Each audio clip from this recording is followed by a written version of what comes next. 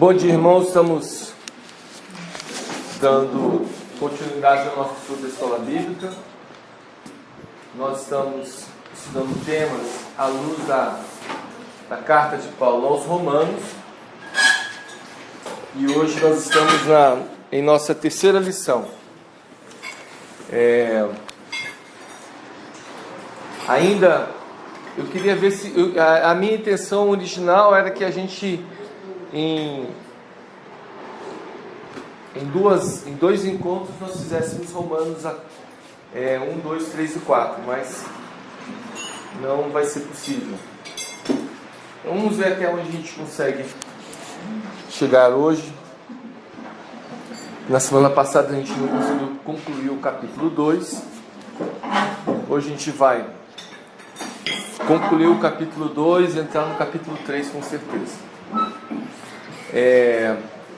Pode passar o próximo slide, por favor. É só apertar. Não, só apertar. apareceu o office. Tá. A nossa lição é redenção e graça. Basicamente são esses temas que a gente vai estar tratando na aula de hoje. Próximo slide, por favor.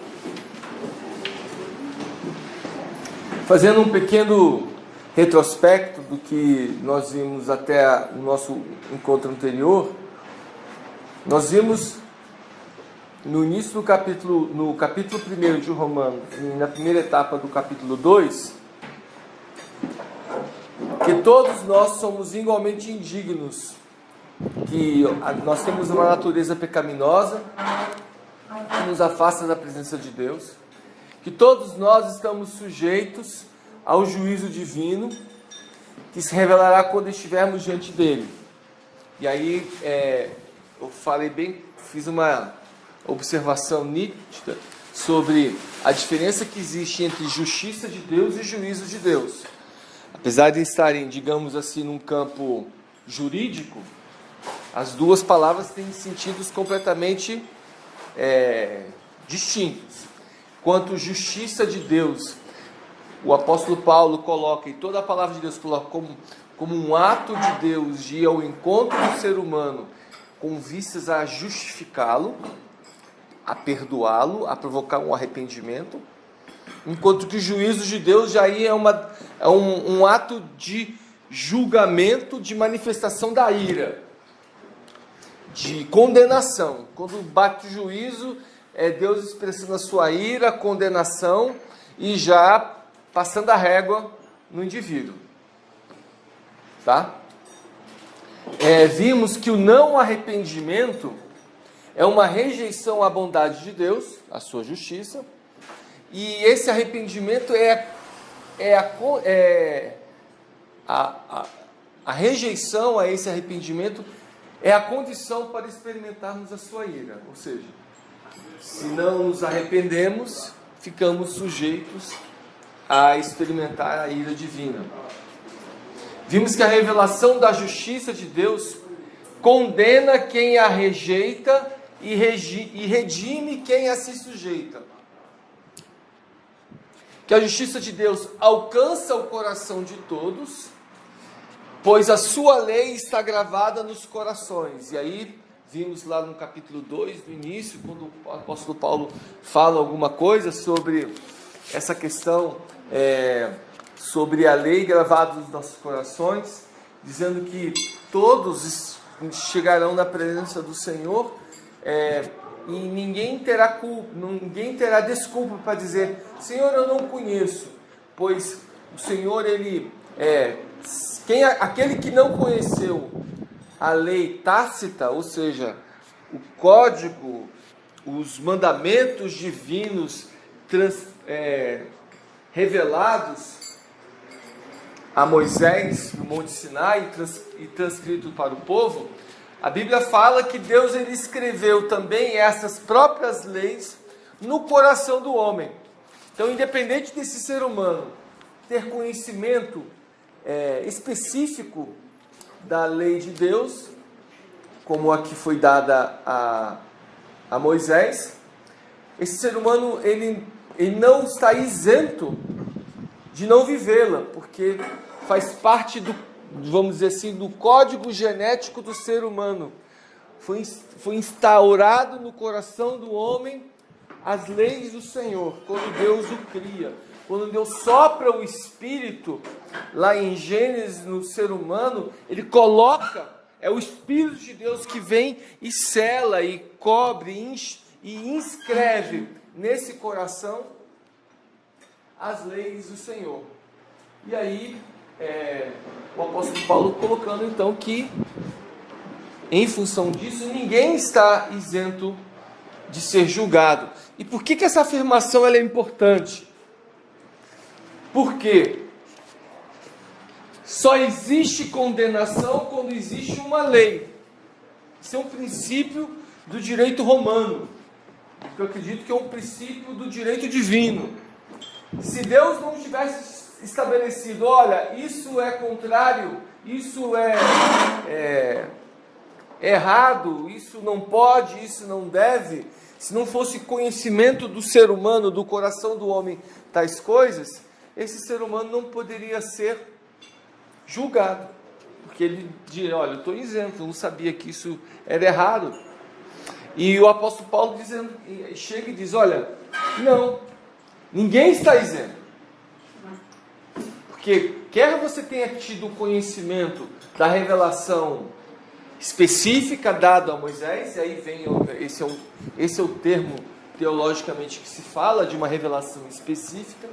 Você teve conhecimento da revelação geral, que é uma outra ideia, de que, ou seja, que Deus ele não está limitado a outros homens para revelar a sua vontade. E nós encontramos isso em vários textos do Velho Testamento, de pessoas que conheciam a Deus, mesmo sem ser judeus. Como, por exemplo, o exemplo mais forte é Melquisedeque, que ele era rei da cidade de Salém, era um dos 4 reis, e diz a palavra do Senhor que ele era sacerdote do Deus Altíssimo.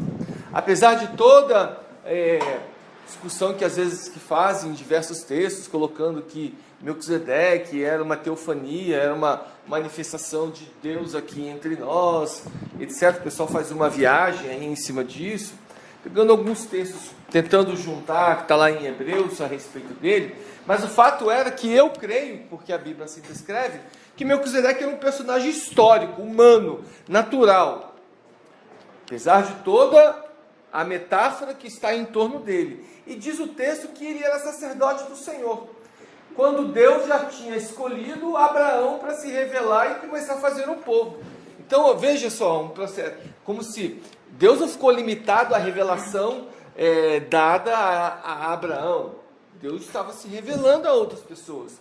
E um outro exemplo que a gente pode dizer um pouquinho mais trágico seria aquele bruxo que foi amaldiçoar o povo de Israel a pedido dos, se não me engano, dos amalequitas, né? Que era o Balaão. E diz o texto bíblico que, apesar dele ser um bruxo, um feiticeiro e etc., ele falava com Deus e Deus falava com ele. Ele teve visão de anjo ali na frente, tanto é que você não amaldiçoa meu povo.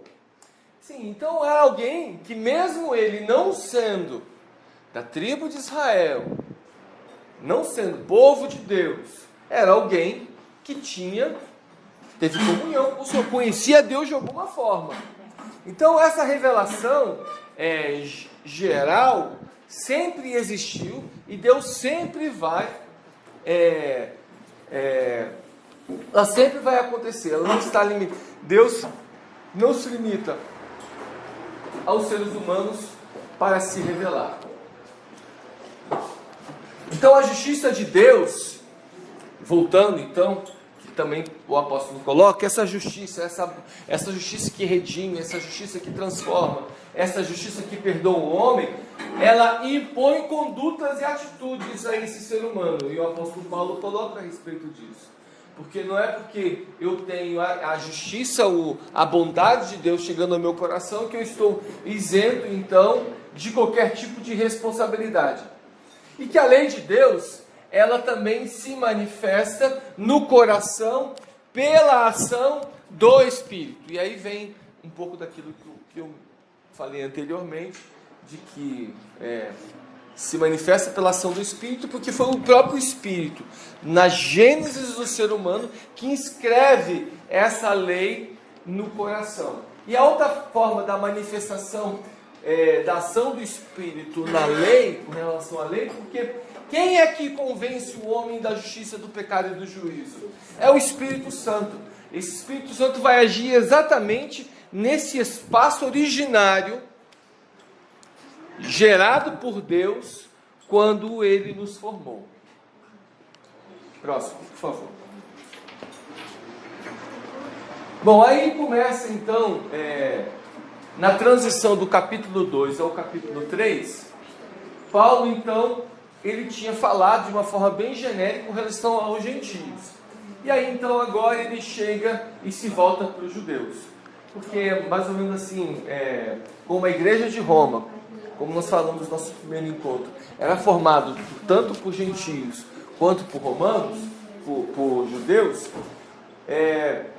Paulo quis mostrar, olha, mas presta bem atenção, vocês que são judeus aí em Roma, vocês não são uma categoria especial. Vocês não são, digamos assim, mais, entre aspas, mais crentes do que os gentios. Essa não é a situação. E por que havia essa presunção entre os judeus? Por causa desses 3 elementos que eram marcantes na história do povo de Israel: a lei, a circuncisão e a aliança. Esses 3 elementos são os que, digamos assim, qualificam de fato essa pessoa, se ela segue o judaísmo ou não. Se ela seguia o judaísmo ou não, na concepção daquela época. Se ela tinha algum compromisso com a lei, se ela procurava guardar a lei, se ela era circuncidada e se ela se lembrava da aliança que Deus tinha feito com Abraão. Então esses eram os elementos em que os judeus então faziam uso dessa condição. Não, eu sou um cara que procuro guardar alguns preceitos da lei. Eu guardo o sábado, eu fui circuncidado no 8º dia, no caso dos homens, e eu me lembro, meu pai Abraão teve uma aliança comigo, e pronto. Só que o apóstolo Paulo chega assim, opa, peraí, só isso não é o suficiente, velho. Só essa situação não, digamos assim, não o torna melhor do que o outro. Não o faz de você mais importante do que aquele que não experimentou isso. E ele coloca assim, porque todos são iguais dessa condição de pecado. Porque o apóstolo Paulo, por incrível que pareça, nesse texto aqui, ele faz aqueles que, digamos, os calvinistas, quando colocam no livro de Romanos, principalmente no capítulo 5, os elementos básicos para a teologia calvinista da predestinação, aqui no capítulo 2, o apóstolo Paulo está confrontando a eleição.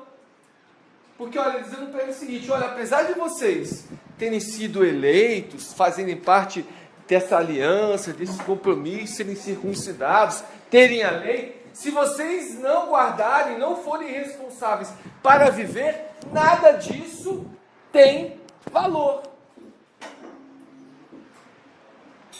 O apóstolo Paulo fala que eles se orgulhavam da lei, mas levavam outros povos a desonrarem a lei. Por quê?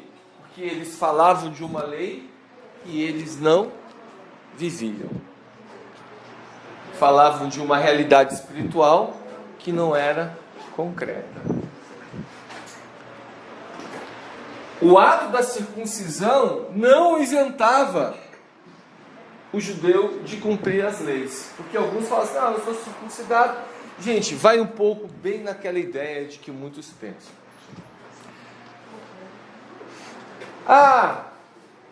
Se eu pecar, vou ali e peço perdão para Deus, Ele perdoa. Essa é a mesma ideia. Vou lá, peço perdão para o Senhor. Ou então alguns, que são de tradição romana. Não, eu vou lá, diante do sacerdócio, confesso os meus pecados, pago minha penitência e acabou. Posso continuar com a vida do jeito que eu estava antes. E aí o apóstolo Paulo traz essa ideia. Que a circuncisão menos obediência é igual a incircuncisão. Se os judeus achavam que a circuncisão era uma marca que ele tinha, de que ele era abençoado pelo Senhor, que ele tinha uma herança, que ele tinha uma aliança, etc., cai por terra. Sem a obediência, a circuncisão não vale nada. E aí a gente pode, por exemplo, que sinal hoje nós temos na vida cristã, entre nós, na igreja, que a gente mais pode comparar com a circuncisão? Alguém tem alguma sugestão? O batismo. O batismo. Batismo sem obediência é a mesma coisa que nada. Não tem valor nenhum. Mesmo a gente tendo os textos bíblicos, como lá em Marcos, onde Jesus fala, aquele que crê e for batizado será salvo. Mas o apóstolo Paulo coloca, olha, o sinal sem a obediência não tem valor algum.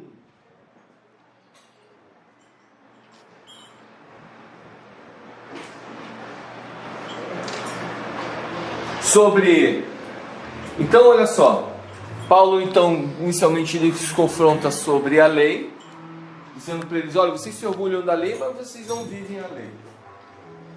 Confronta-os com a circuncisão, você, olha, vocês são circuncidados, mas não obedecem, então essa circuncisão não vale de nada.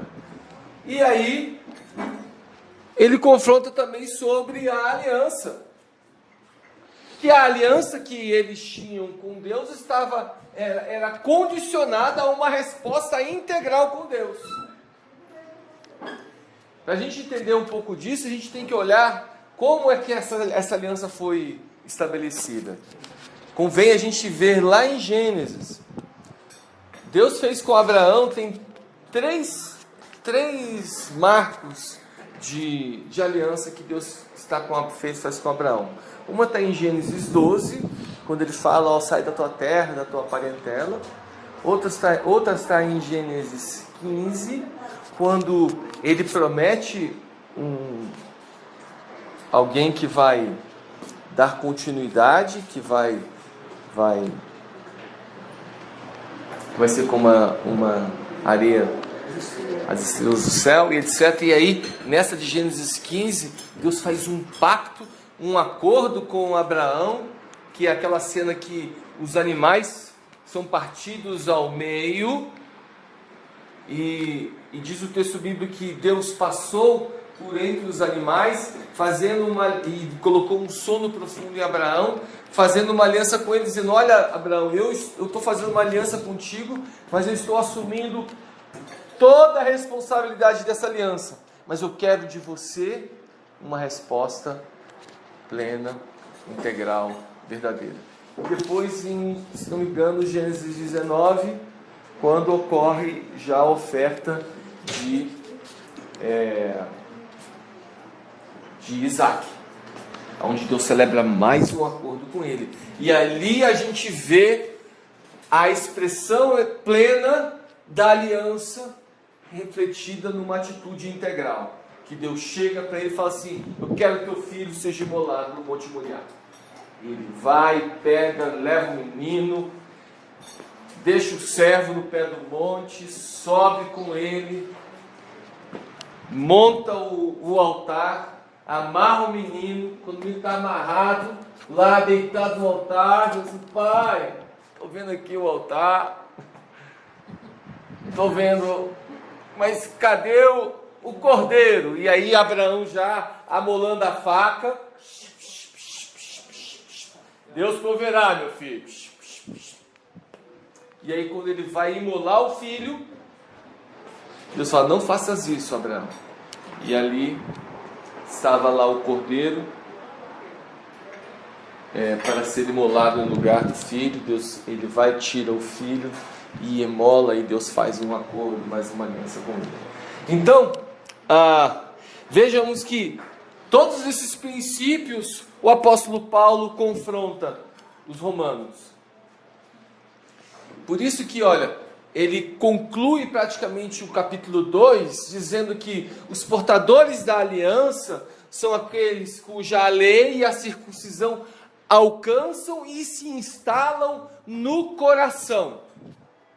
E aí, queridos, esse princípio, ele não é exclusivo aos judeus. Ele se estende a todos nós. Amém. Isso está lá em Romanos. Vamos ler esses dois versículos, esses três textos. Por favor, alguém leia Romanos 2, 29, outra pessoa Jeremias 9, 25 e outra pessoa Ezequiel 36, 24 a 28. Romanos 2, 29, por favor. Não, judeu é quem o é interiormente, e a circuncisão é a operada no coração pelo Espírito e não pela lei escrita. Para estes, o louvor não provém dos homens, mas de Deus. Isso. Que a lei, ela está. O judeu é aquele que não é aquele que tem a lei escrita, mas aquele que tem a lei nos seus corações. Jeremias 9, 25. Eis que vem dias, diz o Senhor, em que castigarei a todos os circuncidados, juntamente com os incircuncisos. Isso, colocando todos na mesma pé de igualdade. Ezequiel 36, 24 e 28. Pois eu os reunirei dentre as nações e trarei de volta para a sua terra. Então aspergirei sobre vocês a água pura, e ficarão limpos. Eu os purificarei de sua impureza e sua adoração a ídolos. De sua impureza e a sua adoração a ídolos. Eu lhes darei um novo coração e colocarei em vocês um novo espírito. Removerei o seu coração de pedra e lhes darei coração de carne. Porei dentro de vocês o meu espírito, para que sigam meus decretos e tenham cuidado de obedecer os meus estatutos. Vocês habitarão em Israel, a terra que dei a seus antepassados. Vocês serão o meu povo e eu serei o seu Deus. O texto de Ezequiel é uma profecia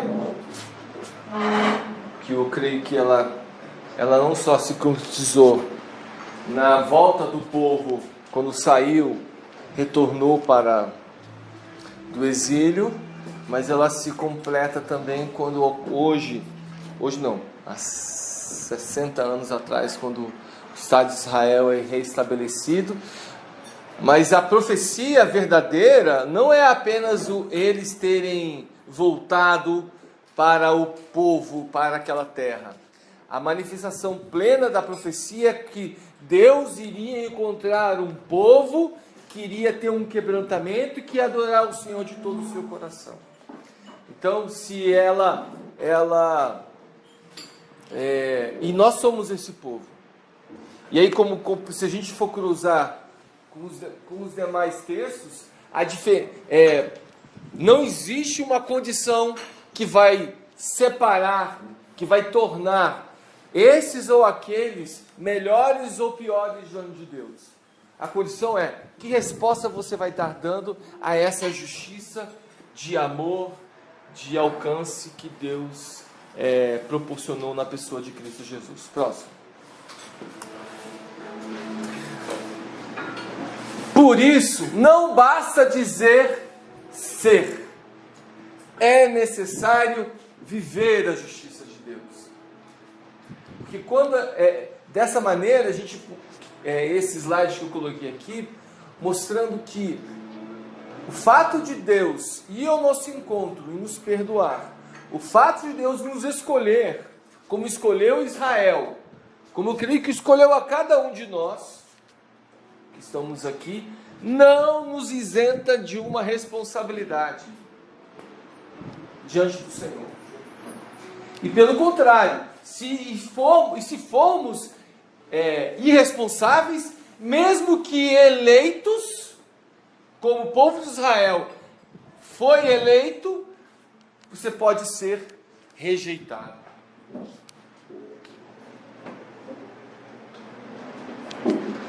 Você pode experimentar, não vou colocar o rejeição, mas você pode experimentar o juízo e não a graça. Que foi isso que muitas vezes o povo de Israel experimentou. Experimentou o juízo e não a justiça. Nos livros de juízos você vê várias vezes Deus levantando outros povos para manifestar o juízo e não a misericórdia. Quando você vê o povo de Israel sendo levados para o cativeiro, para a Babilônia, foi para eles experimentarem o juízo de Deus. Apesar da graça que todo o tempo se manifestava. Por isso, não basta falar ou praticar ritos religiosos. Não basta a gente ter alguns ritos. Ir para a igreja e levantar as mãos. Estou adorando. Isso é bom, é ótimo. Mas isso não é o suficiente. E todo mundo entregar o seu dízimo é maravilhoso, tem que ser feito. Mas isso não é suficiente. E participar de qualquer atividade na igreja, fazer uma boa ação, tem que ser feito? Tem, mas isso não é o suficiente. Ou seja, ter ritos religiosos, ter cultura religiosa, não é suficiente. Que muitos desses têm essa cultura religiosa, mas possuem condutas e atitudes que são totalmente, vou colocar um termo forte, bizarras à presença de Deus. Pois não, Marcelo? Essa é uma proposição que Paulo deixa claro em relação aos judeus. Que na igreja em Roma existiam muitos convertidos ao cristianismo que eram ímpios. Sim. Né? Então, gentios. Então, eles precisavam compreender essa natureza, porque os judeus se sentiam como eleitos, escolhidos, isso. Não se sentiam obrigados por conta da eleição, da circuncisão, da aliança. Então, estou liberado. Exatamente. Essa era uma exortação de Paulo aos irmãos, dizendo que, não, peraí, nós não podemos deixar isso bagunçado. Quem não aprendeu tem que aprender, e quem aprendeu tem mais responsabilidade ainda. Porque Exato. Precisa viver na obediência, né? É aquilo que você falou, a circuncisão, ela marca, mas ela é a circuncisão do coração. Sim. Hoje em dia, né? Eu acho que isso faz a ponte com a nossa realidade, que você bem falou ali a respeito dessas práticas religiosas, que parecem que nós estamos já vivendo do jeito que nós deveríamos viver, mas se a gente separa esses ritos do restante da nossa semana, ainda que alguns sejam praticados durante a semana, se o nosso coração ainda se mantém separado de Deus, por conta das suas intenções, nós vivemos em rebeldia. Isso. Né? Pegando esse exemplo que exemplos a gente poderia citar de mudanças necessárias que a gente percebe hoje, na prática, no dia a dia, que precisam acontecer na vida de uma pessoa em geral. Algumas dessas mudanças são apenas externas. Mas, gente, às vezes mudanças externas, elas é o primeiro passo. Por exemplo, uma pessoa que tem alguma dependência química, fumo, cigarro, bebida, droga, coisa parecida. Não quer dizer que se ele deixar aquilo, essa prática, isso será o suficiente. Vai dizer que não, então, ele não faz mais isso. Então ele realmente é uma pessoa que está buscando a Deus, está em santidade, mas ele mente, ele engana, coisa parecida, faz outras coisas. Mas, como eu disse, já foi um primeiro passo. Quando você toma atitudes de confrontar a si mesmo, em termos de mudanças práticas na sua vida, você dá passos em direção à presença do Senhor. Eu vou contar para vocês um testemunho pessoal meu. No dia que eu me converti, no dia 14 de julho de 1984, Por aí. 84, eu cheguei, era um sábado, e quando eu voltei para casa, eu cheguei para Deus e falei o seguinte: Senhor, limpa minha boca, porque eu falava palavrão. Não era pouco, não, era muito. O pessoal falava que sabia que eu estava jogando bola de longe, porque a cada 10 palavras que eu falava, 11 eram palavrões. E a Bíblia fala, Tiago fala, que o órgão mais difícil da gente controlar é o quê? A língua. Está na cultura, está nas práticas, enfim. E eu vou dizer para vocês, foi uma ação imediata de Deus na minha vida. Na segunda-feira, quando eu fui para o colégio, eu reparei, eu não tinha falado nenhum palavrão. E os colegas falaram assim: isso aconteceu contigo? Você não está falando meio diferente? Nenhum palavrão.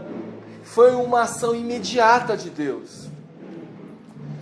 Por quê?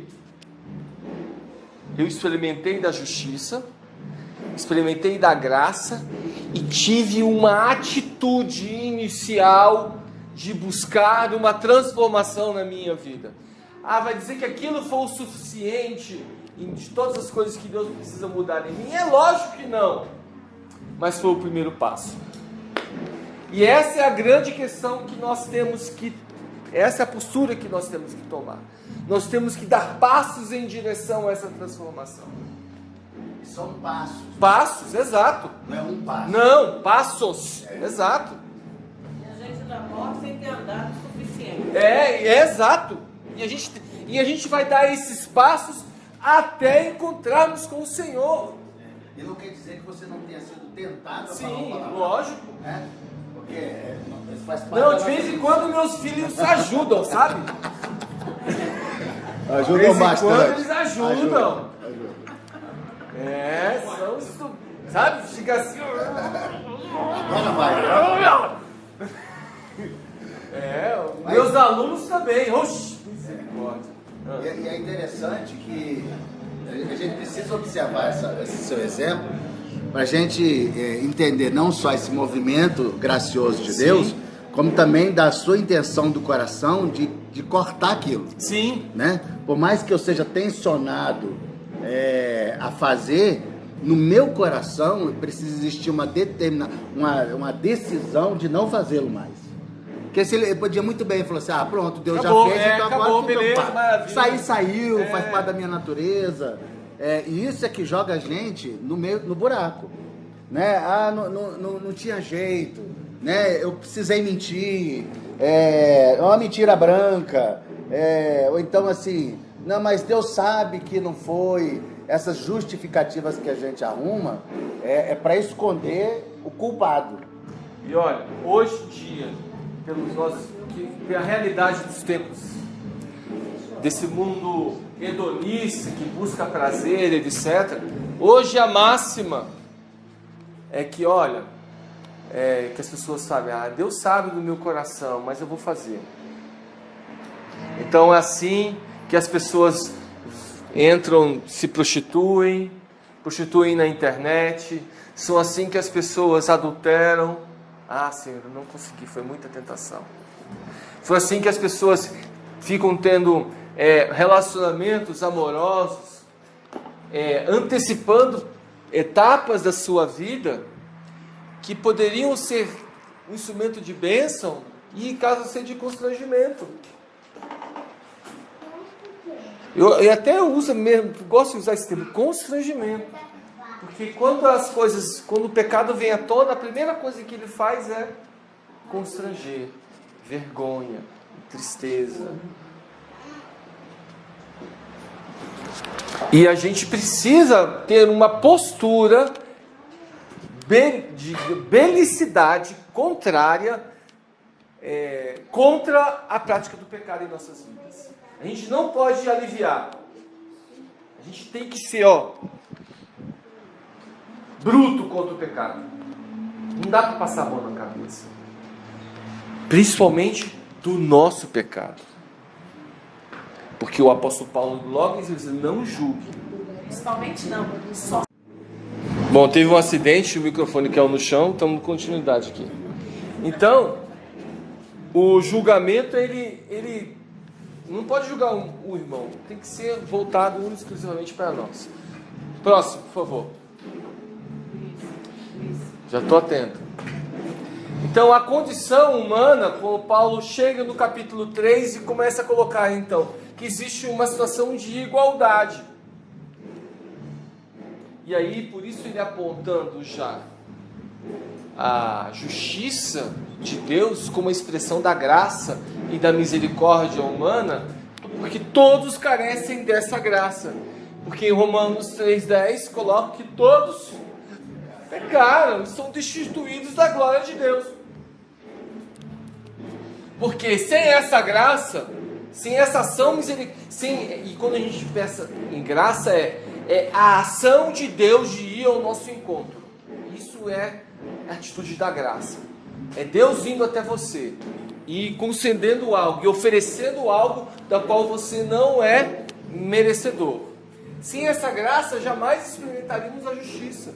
Como a gente viu, que a justiça é a expressão da bondade e da disposição de Deus em nos transformar e nos levar ao arrependimento. Sem a graça, nossa posição no juízo de Deus seria precário. Como assim seria precário?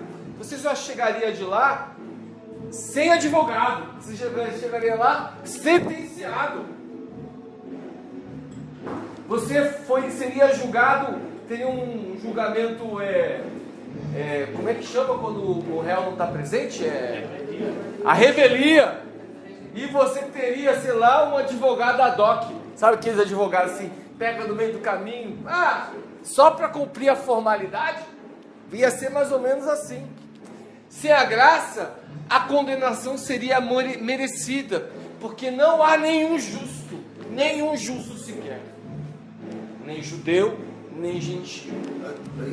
Pois não. Observação, será merecida. Será merecida. Né? Porque depois que fecharmos os olhos, não existe mais advogado. Acabou. O advogado é enquanto nós estivermos vivos, que Deus estende sua mão de bondade e misericórdia. E aí o advogado graciosamente intercede por nós. Agora, no fechar dos nossos olhos, bem colocado, Marcelo, já estaremos diante do Eterno, aguardando o dia do encontro. E quem ajustou, ajustou. Quem não ajustou, e vai ser merecido. Vai. Né? Será merecida a condenação. Exato, será merecido. Meritório.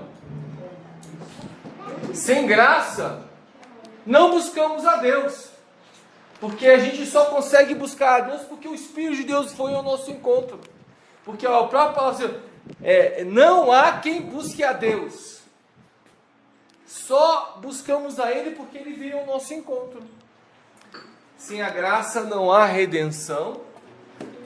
Sem a graça não há conserto. E aí, o que vem a ser redenção? Próximo slide. É muito importante a gente estar gravando essas palavras e esses termos, tá? Redenção é igual a livramento de um mal pelo pagamento de um preço. É associado ao pagamento ou ao resgate de um prisioneiro. Alguém que estava devendo, que estava na prisão, por conta de algum tipo de dívida, e aí outra pessoa chegou lá e pagou a fiança. Acho que redenção e fiança seriam bem sinônimos.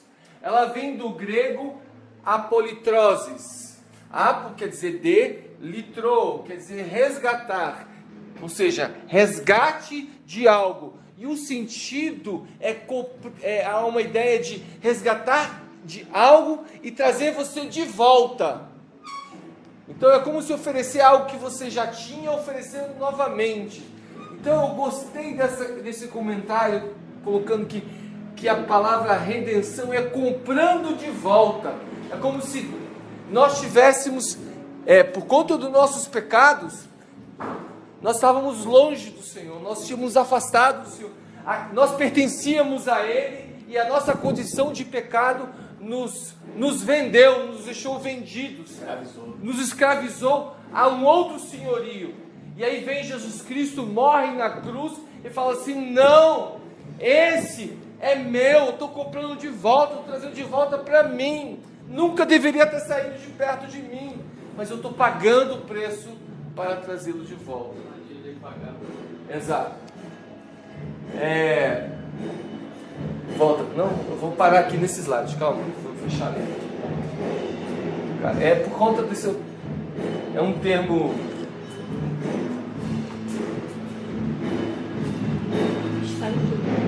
Não, você tem que voltar para a apresentação, filha.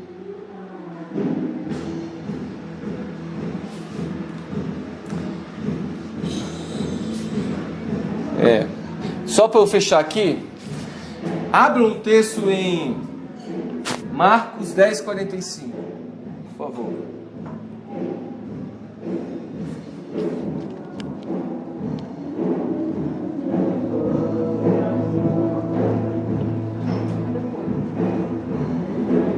Quem achou pode ler. Pois nem mesmo o Filho do Homem veio para ser servido, mas para servir e dar a sua vida em resgate. Pode ler novamente, por favor. Pois nem mesmo o Filho do Homem veio para ser servido, mas para servir e dar a sua vida em resgate por muitos. Então ele deu a vida em resgate. Opa, voltou.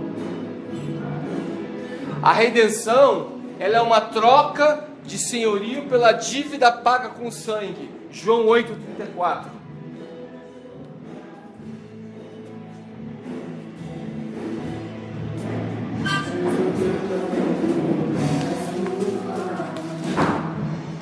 Quem achou pode ler, por favor.